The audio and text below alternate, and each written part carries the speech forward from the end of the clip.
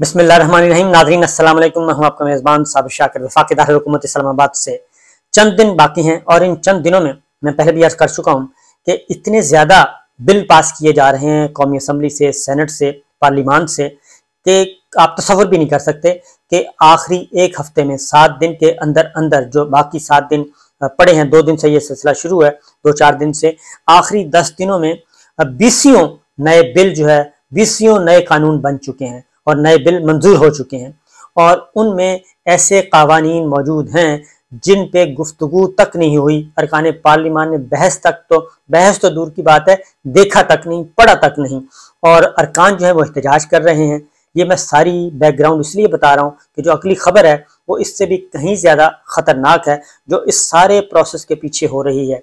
क्योंकि कानून साजी का मतलब ये होता है कि रियासत की भलाई के लिए कानून साजी की जाए, वेलफेयर के लिए, पाकिस्तान के अवाम के लिए वेलफेयर के लिए की जाए, उससे लोगों को भला हो, लोगों की सिक्योरिटी जो है वो बढ़े और बुनियादी इंसानी हकूक जो हैं शहरियों के, उनको तहफ़्फ़ुज़ मिले।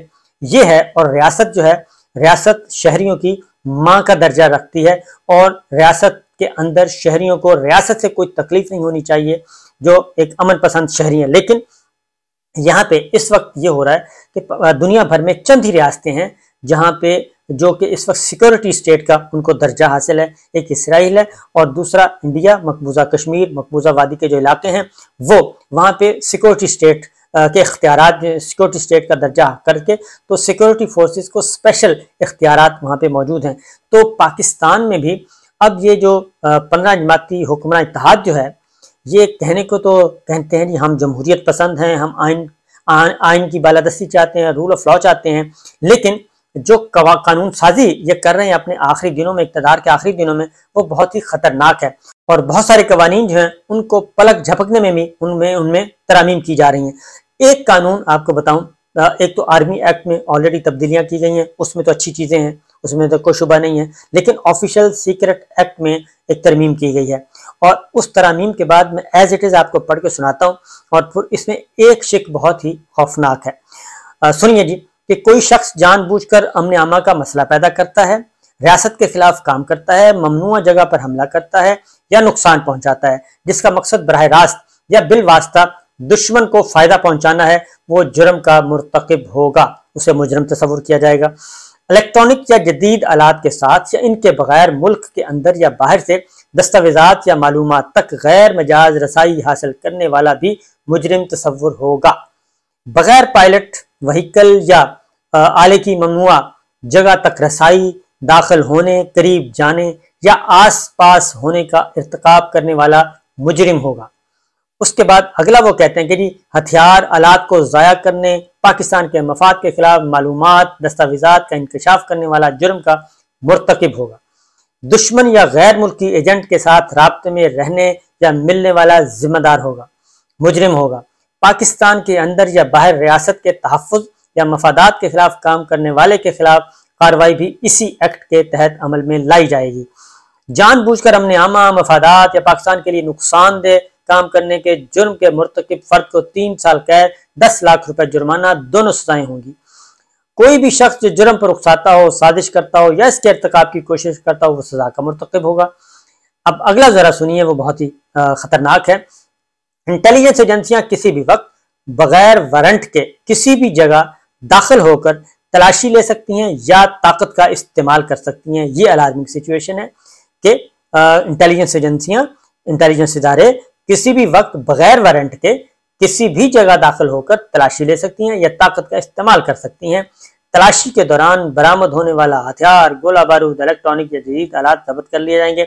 लेकिन ये जो सवाल है जी, इसमें तो आपके बहुत सारे कवानीन मौजूद हैं कि जब तक मजिस्ट्रेट के सर्च वारंट उसकी अदालत से ना इशू हो, आप कोई किसी की घर में दाखिल नहीं हो सकते, किसी की दुकान में, किसी की प्राइवेसी में दाखिल नहीं हो सकते।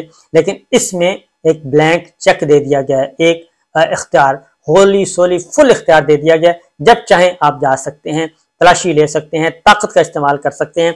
ये एक ख़तरनाक सिचुएशन है और पाकिस्तान के हालात ऐसे नहीं हैं, क्योंकि पाकिस्तान में एक अदालती निज़ाम है, पाकिस्तान में मतहत अदालत डिस्ट्रिक्ट कोर्ट से लेकर सुप्रीम कोर्ट तक है, और बुनियादी इंसानी हकूक का तहफ़्फ़ुज़ हासिल है, निजी जिंदगी का तहफ़्फ़ुज़ हासिल है, और उसके अकॉर्डिंगली अगर आपने किसी को पकड़ना भी है तो बाकायदा एक अदालती निज़ाम के तहत आप पकड़ सकते हैं, क्योंकि यही काम इमरान खान साहब के साथ किया था। और उनको जब बालों से और डंडे मारकर अदालत के दरवाजे तोड़कर वहां से निकाला गया और उसको अदालत ने कहा कि ये अगवा है, वो किया गया, तो वो काबिल कबूल नहीं। ये तो जो है चादर और चार दीवारी और खवातीन की हुर्मत, ये सब का सब इसको पामाल करने के बराबर है। ये जो PDM की गवर्नमेंट और ये 15 जमाती हुक्मरान इत्तेहाद ने ये अख्तियार जो दिया है। तलाशी के दौरान बरामद होने वाले हथियार, गोला बारूद, इलेक्ट्रॉनिक या जदीद आलात जब्त कर लिए जाएंगे। मुलजम की गिरफ्तारी के दौरान जब्त किया गया मवाद तफ्तीशी अफसर या मुश्तरका तहकीकाती टीम के सरबराह के हवाले किया जाएगा। तफ्तीशी अफसर FIA का होगा और इसकी तकरीर DG FIA करेंगे। जरूरत पड़ने पर मुश्तरका तहकीकाती कमेटी बनाई जा सकेगी। इस तरमीम का मकसद सरकारी दस्तावेजात और अमलाक की हिफाजत को यकीनी बनाना है। तो ये इसको तो जी कोई भी, मेरा ख्याल है, क्योंकि इस वक्त मीडिया में तो मुकम्मल तौर पे इन्होंने पाबंदी लगाई हुई है, और जब पाबंदी हो तो वहां पे सेंसरशिप है, ये इस तरह के कवानीन आप डिस्कस भी नहीं कर सकते, लिहाजा ये काम हो गया है। और देखते हैं कि इसके शिकार होंगे कौन होंगे। ये जो बिलामुम यही देखा गया कि जो तख्लीकार होते हैं वही सबसे पहले उसके शिकार बनते हैं, और उस वक्त फिर उनको समझ आती है कि वो अपने हाथ पांव काट के गए हैं। तो ये कानून बनाए जी। ये इस तरह के इख्तियारात जो हैं वो इसराइल में मौजूद हैं सिक्योरिटी फोर्सेस को, और मकबूजा कश्मीर में सिक्योरिटी फोर्सेस को मौजूद हैं, उनको हासिल हैं। उसके बाद आते हैं, क्योंकि ये सारी जो एक्सरसाइज है ये कोई अच्छी एक्सरसाइज नहीं हो रही। आगे बढ़ते हैं। दूसरी जानिब मामला है निगरान वजीर आजम का। निगरान वजीर आजम का मामला बदस्तूर फंसा हुआ है, और अब ये चीजें निगरान हुकूमत का मामला, निगरान हुकूमत की तश्कील, वजीर आजम, आगे फिर काबीना, ये सारी की सारी चीजें जरदारी साहब और नवाज शरीफ साहब के हाथ से निकल चुकी हैं। 15 जमाती हुक्मरान इत्तेहाद के हाथ से निकल चुकी हैं। अब इसका फैसला हमारी स्टैब्लिशमेंट करेगी, मिलिट्री लीडरशिप करेगी, उनको बता दिया गया है। और अब जो सिचुएशन है, इमरान खान साहब डिस्क्वालीफाई नहीं हो रहे, सजा नहीं हो रही, और वो अगर इलेक्शन लड़ते हैं तो फिर करीब करीब कोई भी नहीं है। लिहाजा अब हुक्मरान इत्तेहाद भी यही चाहता है कि ये जो निगरान हुकूमत है वो खुद ही बनाएं, और जब तक चाहते हैं उसको चलने दें। तो हमें तो बस सिर्फ एक ही है कि इमरान खान ना आए, बाकी जो मर्जी आ जाए, बाकी बेशक मार्शल लग जाए, वो हमें कबूल है, लेकिन इलेक्शन के ना इलेक्शन कबूल है, ना ही इमरान खान साहब का बरसर इक़्तिदार आना कबूल है। इसलिए क्योंकि इमरान खान साहब कह चुके हैं कि हम तो जनाब इलेक्शन, मुझे सजा दे दें, डिस्क्वालीफाई कर दें, जो मर्जी कर दें, मेरे नज़दीक तो ऐसा कुछ नहीं है। मैं तो हाजिर हूँ, मैं तो इलेक्शन लड़ूंगा, पार्टी इलेक्शन लड़ेगी, पार्टी जीतेगी भी, मेरा इक़्तिदार में आना या ना आना को मैंने नहीं रखता, मुझे डिस्क्वालीफाई कर दें, जेल में डाल दें, लेकिन पार्टी इलेक्शन जरूर लड़ेगी। तो ये एक चल रहा है जी सिलसिला। और अब जो डिटेल्स आई हैं, पीपल्स पार्टी और नून लीग ने जो है नामों पर इत्तेहादियों से मुशावरत की है निगरान वजीर आजम के लिए, क्योंकि पहले नाम तो हो गए मुस्तरद, और उसमें ज़ाहिर है छोटी जमातें आ गई, उन्होंने वही आगे आती हैं, वही फिर आगे आके मज़ाहमत करती हैं, और उनको कहा जाता है मज़ाहमत करें। तो इसमें शहबाज शरीफ साहब हैं, बिलावल भुट्टो हैं, मौलाना फजलुर रहमान है, उन्होंने उनसे बात करनी है। कमेटियों के इजलास हो चुके हैं, और 5 नाम मौजूद हैं जी वजीर आजम के लिए, और 2 पंजाब से हैं, और बाकी 3 सूबों से एक एक नाम है। इनमें से सिर्फ एक सियासतदान है, बाकी कुछ सिविल सोसाइटी के हैं, बिजनेस कम्युनिटी के लोग हैं, और यहाँ के लोग हैं business committee mean real estate है, और ज़मीनों का कारोबार करने वाले, हाउसिंग सोसाइटियों का कारोबार करने वाले, उनका नाम भी शामिल है। सिविल सोसाइटी के वही सिविल सोसाइटी का भी उनमें वही शामिल हो जाते हैं। और इस तरीके से दोनों बड़ी जमातों ने इत्तेफाक किया है, लेकिन जाहिर है ये इस तरह से फ़ायदा नहीं होगा। ये सारे के सारे नाम वही होंगे, होगा वही जो स्टैब्लिशमेंट चाहेगी, जो मिलिट्री लीडरशिप चाहेगी, जो आर्मी चीफ आसिम मुनीर साहब चाहेंगे, उसके बगैर ये काम नहीं होना।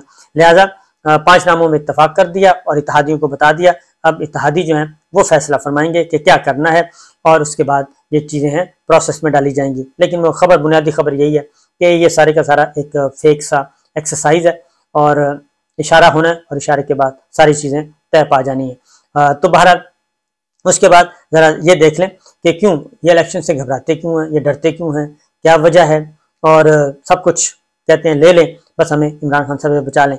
अब इनका आखिरी महीने की कारकर्दगी देख लें जी, क्योंकि ये सारे तो लगे हुए हैं अपने उल्लू सीधे करने के लिए, अपने केसेस ख़त्म करवाने के लिए, और मुखालफिन पे केसेस करवाने के लिए, मुकदमा दर्ज करवाने के लिए।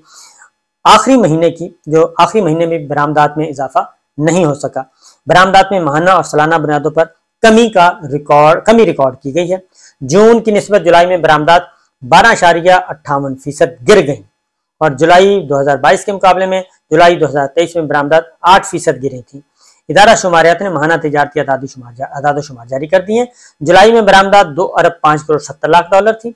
जून में बरामदात 2 अरब 35 करोड़ 60 लाख डॉलर रही। जुलाई में 2 अरब 25 करोड़ डॉलर थी। जुलाई में सालाना बुनियादों पर दरामदात में 26.44% कमी हुई और जुलाई में दरामदात का हुजम 3 अरब 66 करोड़ 40 लाख डॉलर था। जुलाई में तिजारती खसारा जो है वो 41% कम हुआ। जुलाई में तिजारती खसारा 1 अरब 60 करोड़ 70 लाख डॉलर था।